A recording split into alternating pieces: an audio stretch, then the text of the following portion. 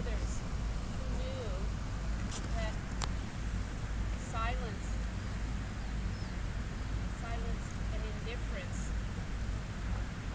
give those who would hate and exclude permission to keep hating and excluding.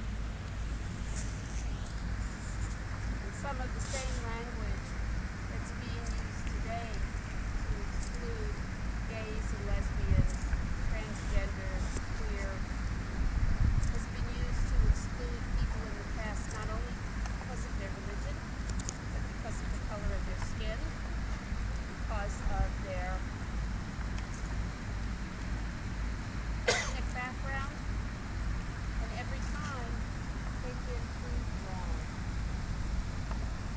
It's really important to prove the excluders wrong again. As the Bible teaches us, we are all created in the image of God. Not only those who would exclude, but those who would be excluded by Him. We're all created in God's image. We're all a reflection of holiness and the potential for holiness. So I oppose this bill. May God bless them with wisdom to see through prejudice and narrow-mindedness. May God continue to bless us with the courage and strength to stand together.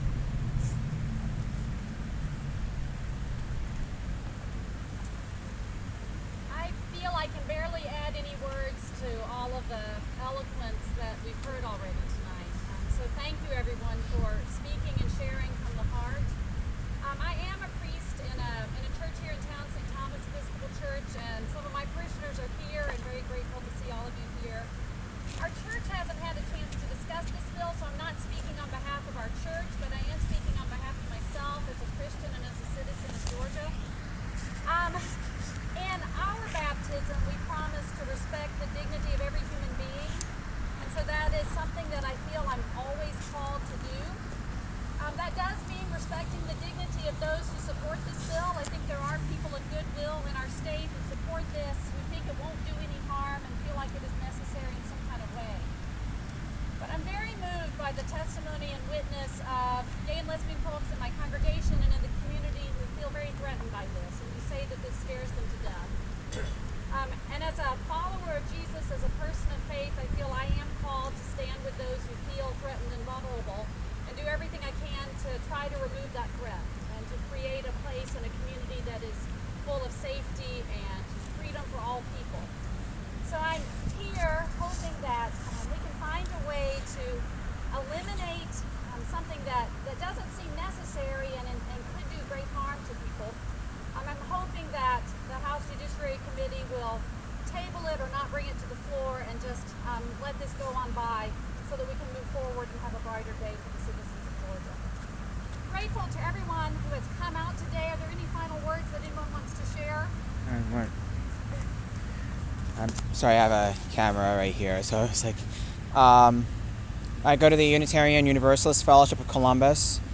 I'm also atheist as well, but I was raised in a Christian church, and from my understanding with my experience with Christianity, for good or for bad, was that at some point when you're bringing people together in a congregation, and you are trying to make sure that everyone who is of a similar belief as oneself, they may not agree on every specificity about doctrine, but they're there for the worship. They are there for the camaraderie. They are there for the friendship. They are there for the social and moral support. And at the same time, outside of our churches and our temples and our religious facilities, there is a world that's outside of us and outside of our congregations, outside of our walls. And when people translate the living out of their faith to mean that this should be instituted, their interpretation of faith should be instituted into law, into the civil law, which impacts each and every one of us who maybe have a different faith or religious interpretation as the people who are pushing for this law or for similar laws which have been passed in Indiana, in Arkansas, in Oklahoma, and in many other states, especially within the last 2 years. That's a stigmatization against fellow Christians, fellow Jewish people, fellow Muslims, fellow people of faith who may not believe in those specificities about sexuality and gender and race and the treatment of sex.